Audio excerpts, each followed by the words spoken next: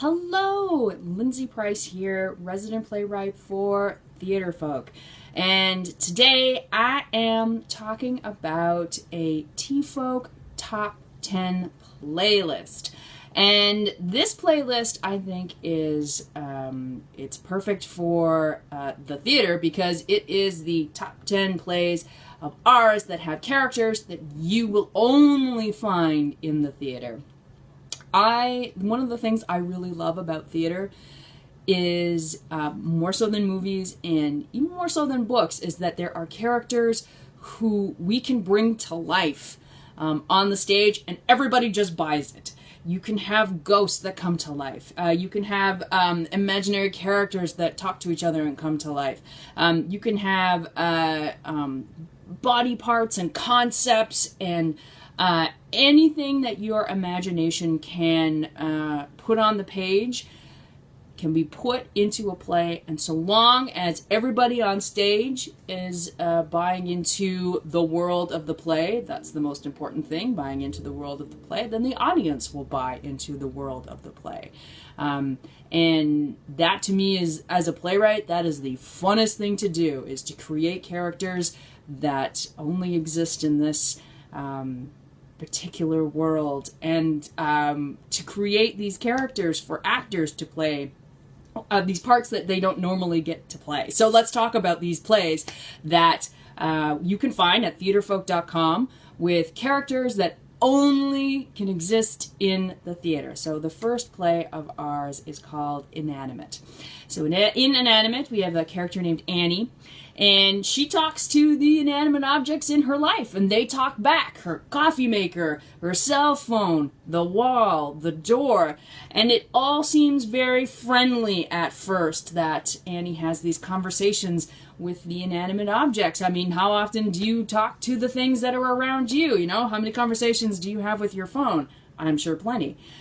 But then things start to take a turn, and it is almost as if the objects are controlling her. And why does it feel like she can't leave her room? And why are her objects encouraging her, or doing it on their own, to send text to her friends to keep them away? And all of a sudden, this play, which started off as this very interesting personification exercise, is also about how sometimes the objects in our life keep the rest of the world at bay. And I'm sure tons of you have students who are on their phones, and we are now in a life where we have so many objects at our disposal and so many things that need to be plugged in.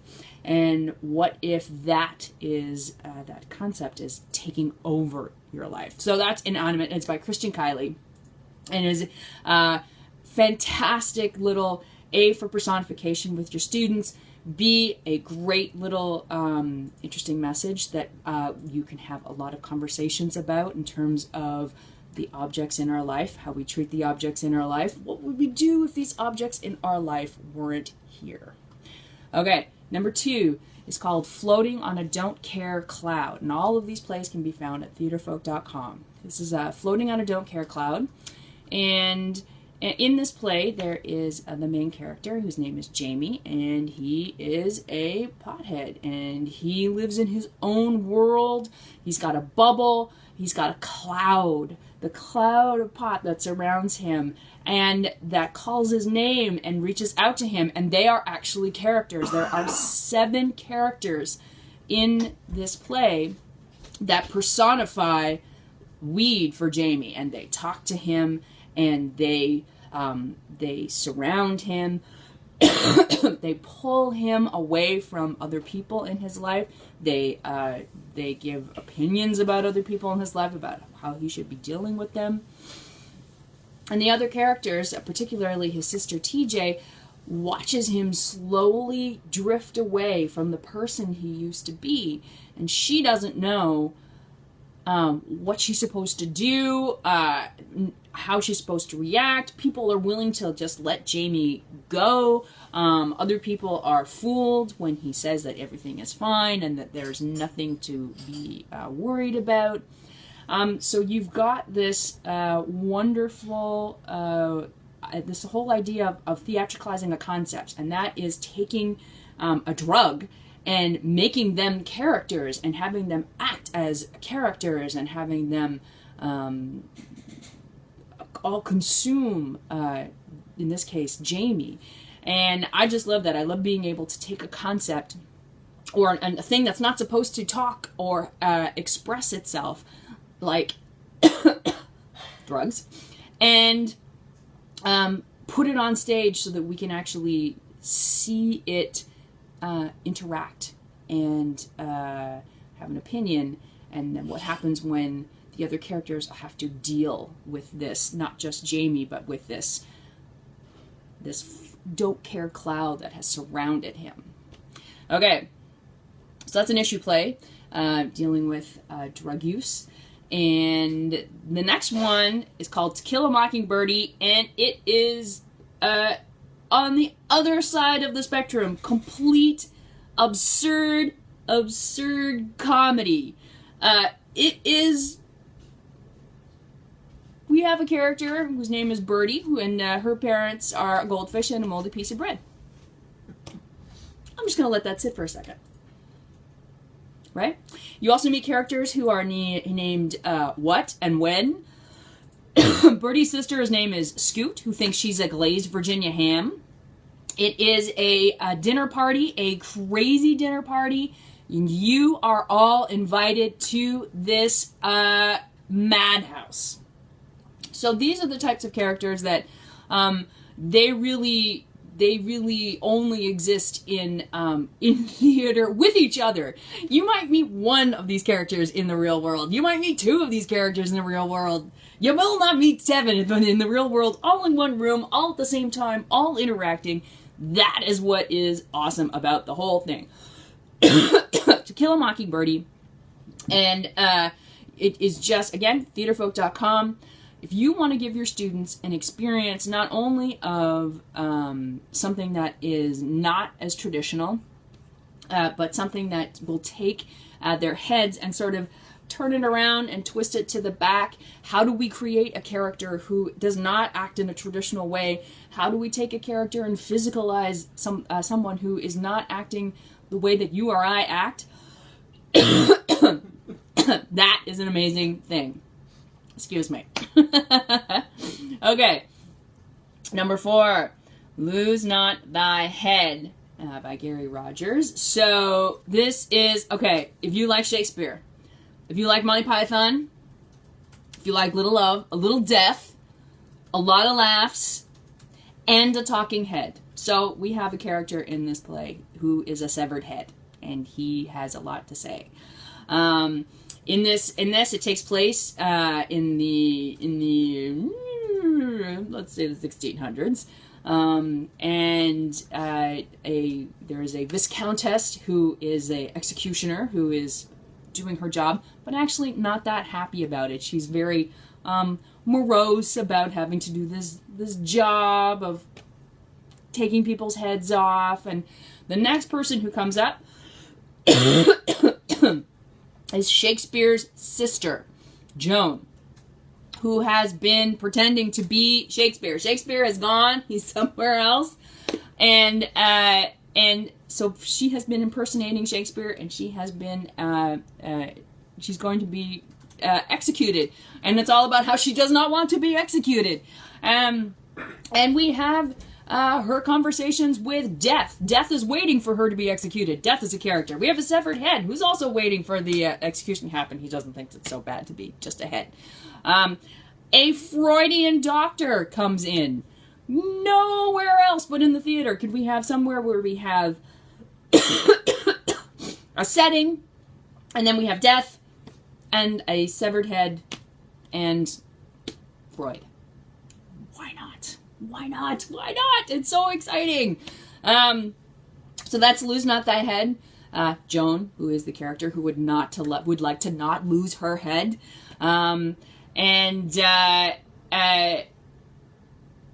Everything that happens is, as I said, you like Shakespeare, you like Monty Python, if you like combining death and laughs at the same time, this is the one that's going to do it for you.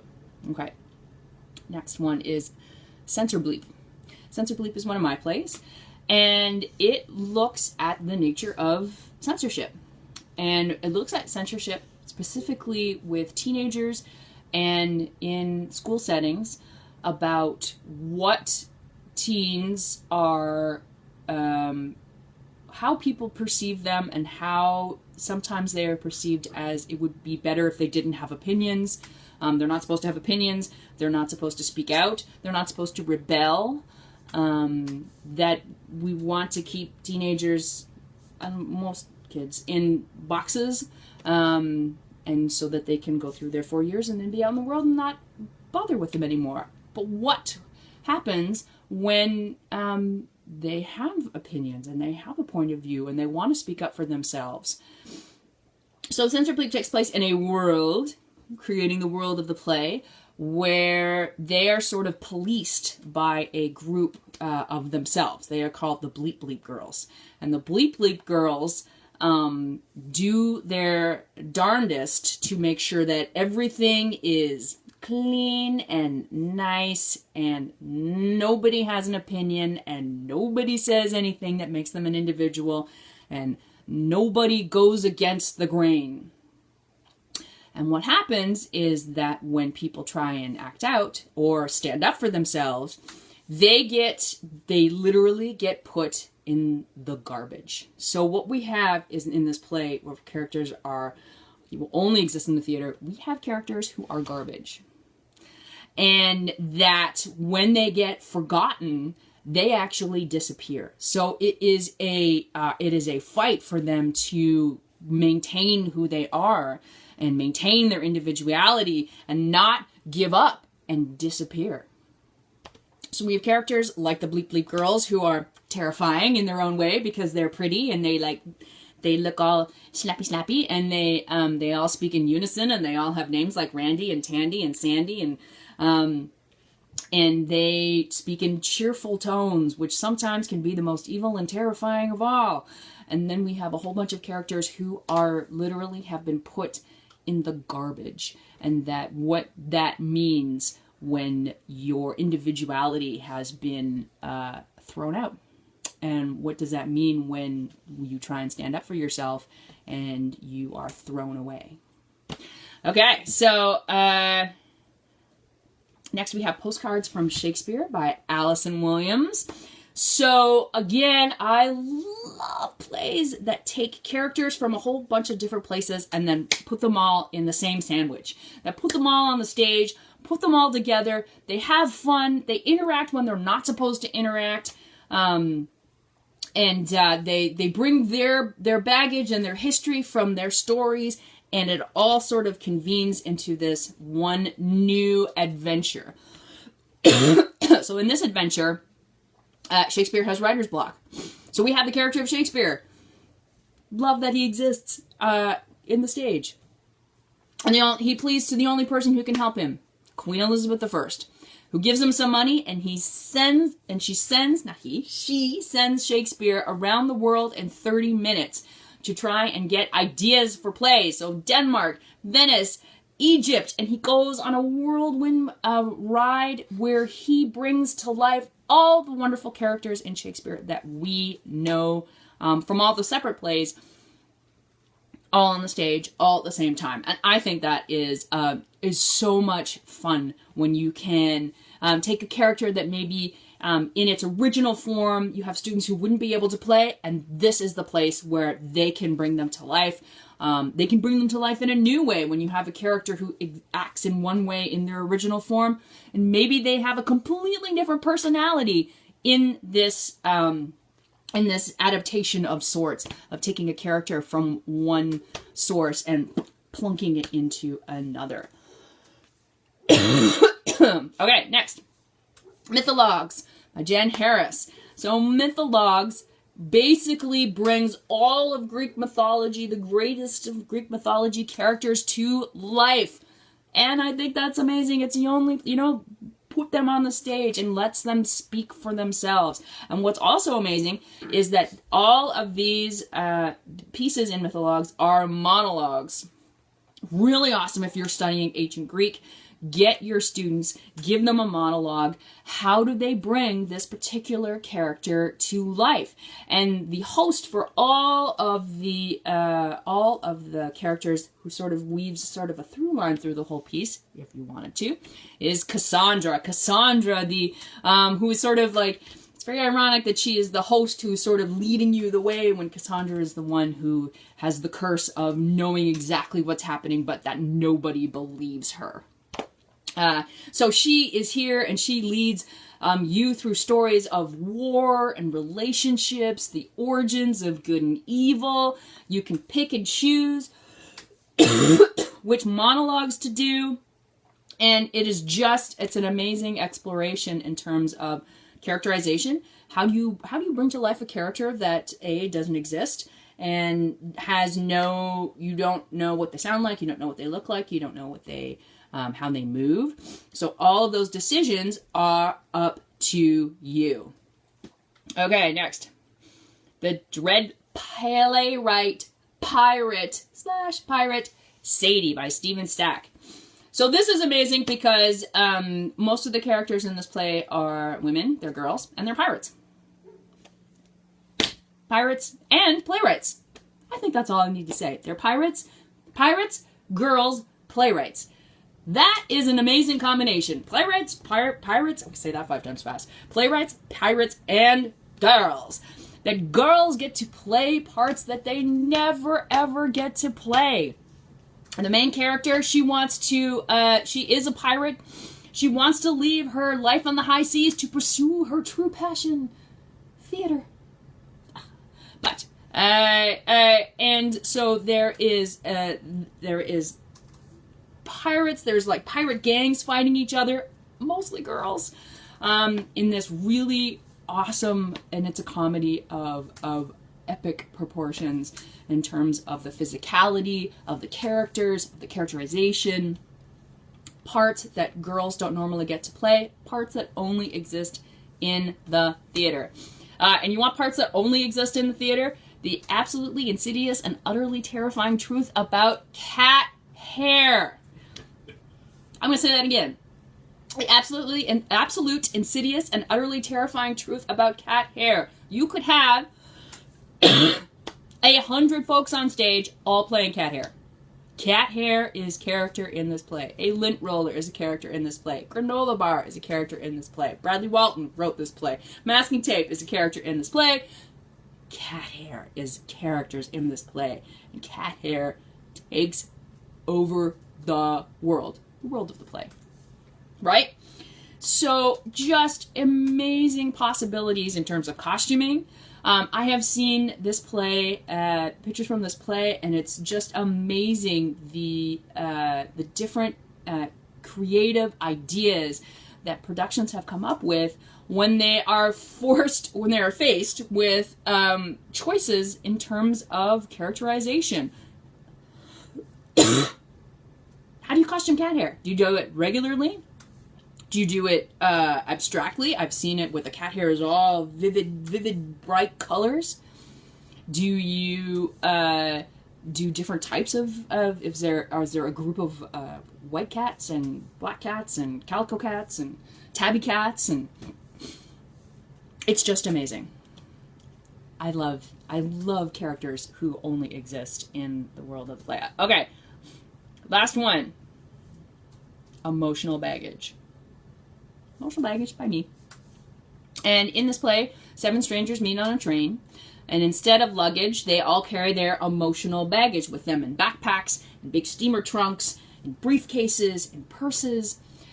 And the characters in this play are all archetypal. They don't have names. They are who their type is. So we have dead-end job. We have living in the past. We have getting over first love. And they are consumed by this cloak of emotional baggage. And they are so consumed that their baggage is heavy and it's hard for them to carry it around. So we have these 7 characters who are just overwhelmed by their emotional baggage, and a character comes into the train station, well-rounded, who is light and who is funny and who has a guitar case with her that's not heavy, that she's not weighed down by her emotional baggage. She's actually all right. And what that means to the other characters who are so consumed by their emotional baggage. What does that mean to see someone who isn't? And then the other wonderful twist about this play is that there's no words. It is solely based on action and has no dialogue. So that makes it like an amazing, another amazing level of experience. So not only do you have these characters who only exist in the theater because they're archetypal, not only do you have to figure out how to physicalize them and bring them to life, you actually don't have any words to do that with. Great, great challenge for your students. All right, so let me go through them again. We have inanimate. Amazing, I think where objects they come to life and they talk. Floating on a don't care cloud. Marijuana, pot is as personified by a cloud of 7 characters. To Kill a Mockingbirdie, everyone is absurd. Absolutely abnormal. Lose Not Thy Head. Death, Freudian doctor, severed head. Shakespeare's sister impersonating Shakespeare. We have Censor Bleep. Teenagers who are turned into garbage and disappear. Postcards from Shakespeare. Shakespeare's characters, Elizabeth I, all in this wonderful soup. Mythologues, Greek mythology's greatest, all with their own monologues, all speaking in their own voice. The Dread Playwright Sadie. Pirates, playwrights. Great parts for girls. The absolute, insidious, and an utterly terrifying truth about cat hair. Cat hair is characters. And lastly, emotional baggage. All of the characters in this play are archetypes, like Dead End Job and Living in the Past. All right, so those are some great plays. Go find them, theatrefolk.com.